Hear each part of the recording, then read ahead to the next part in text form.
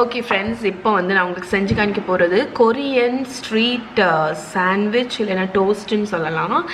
இது வந்து Korean street ஃபுட்டில் வந்து ரொம்ப ரொம்ப பாப்புலர். ஸோ அதுக்கு வந்து நான் வந்து ஒரு 1.5 கப் அளவுக்கு கேபேஜ் வந்து ஸ்லைஸ் பண்ணியிருக்கேன்.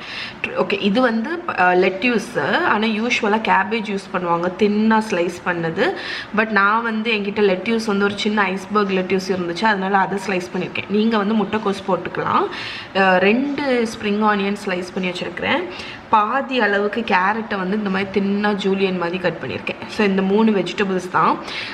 இந்த கொரியன் ஸ்ட்ரீட் ஃபுட்லேயே வந்து ஸ்ட்ரீட் ஃபுட் சாண்ட்விச்லேயே வந்து அதோட மெயின் இது என்னன்னு பார்த்தீங்கன்னா, வெஜிடபிள்ஸ் எல்லாமே நிறைய இருக்கணும், முட்டை வந்து ரொம்ப குறைவாக இருக்கணும்.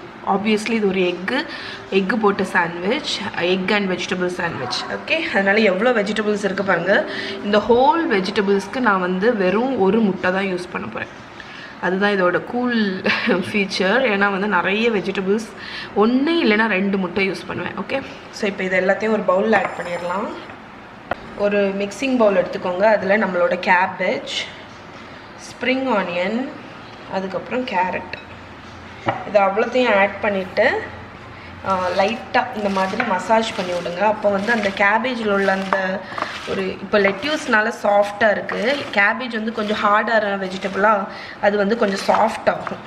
அதனால் இப்படி கையை வச்சு நீங்கள் மசாஜ் பண்ணும்போது அந்த வெஜிடபிள்ஸ் வந்து கொஞ்சம் கண்ட்ரோல்ட் ஆகும், கொஞ்சம் ஷ்ரிங்க் ஆகும், ஒன்றாகும் உங்களுக்கு. அதில் உள்ள தண்ணி வந்து கொஞ்சம் வெளியே வந்து.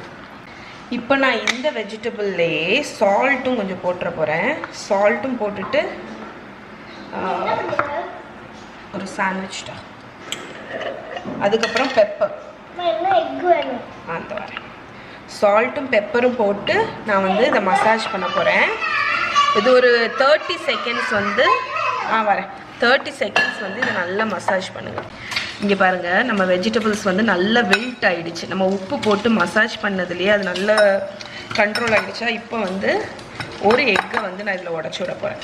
ஸோ எவ்வளோ வெஜிடபிள்ஸ் இருக்குதுன்னு பாருங்கள். இதுக்கு நான் ஒரு எக்கு உடச்சி ஊற்றிட்டு மிக்ஸ் பண்ணிவிட்டு வேணும்னா இன்னொரு எக்கு ஆட் பண்ணிக்கலாம். நான் வந்து ஒரு எக்கு போட்டேன், வேறு இன்னொரு எக் ஆட் பண்ண போகிறதில்ல. இந்த ஒரு எக்கே வந்து கரெக்டாக இருக்குது. இப்போ இதை ஓரத்தில் வச்சிடலாம். ப்ரெட்டை டோஸ்ட் பண்ணிடலாம். இப்போ நம்மளோட சாண்ட்விச்சில் செகண்ட் இது வந்து என்னென்னு பார்த்தீங்கன்னா, நம்ம வந்து ப்ரெட்டை வந்து டோஸ்ட் பண்ண போகிறோம். ஸோ கண்டிப்பாக நீங்கள் பட்டர் போட்டு தான் டோஸ்ட் பண்ணணும். ஏன்னா வந்து பட்டர் தான் உங்களுக்கு வந்து நல்ல ஃப்ளேவர் கொடுக்கும். ஸோ நான் கொஞ்சம் ஒரு டீஸ்பூன் பட்டர் வந்து ஆட் பண்ணியிருப்பேன். இதில் வந்து நம்ம ப்ரெட்டு நல்லா கிறிஸ்பாக டோஸ்ட் பண்ண போகிறோம். நான் யூஸ் பண்ணுறது வந்து மில்க் ப்ரெட்டு. 2 பக்கமும் நல்ல கோல்டன் ஆகணும், அது வரைக்கும் டோஸ்ட் பண்ணி எடுத்துறேன். ஓகே 2 பக்கமும் டோஸ்ட் ஆகிடுச்சு. இதே மாதிரி இன்னொரு ப்ரெட்டையும் டோஸ்ட் பண்ணிட போகிறேன். ஓகே, இப்போ நம்மளோட ப்ரெட்டு வந்து 2 பக்கமும் நல்ல டோஸ்ட் ஆகியாச்சு. இதை நான் கேர்ஃபுல்லாக ரிமூவ் பண்ணி வச்சிட போகிறேன். இப்போது நம்ம வச்சுருக்கிற எக்கை வந்து ஃப்ரை பண்ணிட போகிறோம். நம்ம அந்த மிக்ஸ்சர் வச்சுருக்கோம்ல, ஒரு டீஸ்பூன் பட்டர் ஆட் பண்ணிக்கோங்க. ஸோ இந்த ஹோல் ரெசிப்பியும் நீங்கள் பட்டரில் தான் பண்ணணும், ஏன்னா அதுதான் அந்த ஃப்ளேவர் கொடுக்கும். இப்போ நம்ம வச்சுருக்கிற அந்த கேபேஜ் மிக்ஸ்சர் இருக்குல்ல, அது ஃபுல்லாகவே நான் ஆட் பண்ணிட போகிறேன். இந்த ஹோல் மிக்ஸ்சரும் வந்து ஒரு சாண்ட்விச் பண்ணுறதுக்கு. அதனால் டிப்பிக்கலி பார்த்திங்கன்னா இது வந்து ஒரு ஹெல்த்தியான ஒரு சாண்ட்விச். ஏன்னா வந்து அவ்வளோ வெஜிடபிள்ஸ் நம்ம ஆட் பண்ணியிருக்கோம். உங்கள் குழந்தைங்களுக்கு இது பிடிச்சிட்டுச்சின்னு வைங்களேன், நீங்கள் செம்ம லக்கி. ஏன்னா நீங்கள் அடிக்கடி இதை பண்ணி கொடுக்கலாம், ரொம்ப ஹெல்த்தி. லோ ஃப்ளேமில் குக் பண்ணுங்கள். நான் வந்து என்ன பண்ணுறேன்னா, என்கிட்ட இந்த ஸ்கொயர் பேன் இருக்கிறதுனால நான் வந்து அந்த ப்ரெட்டோட சைஸுக்கே வந்து அதை வந்து ஒரு ஸ்கொயர் ஷேப்புக்கு வந்து வச்சு குக் பண்ண போகிறேன்.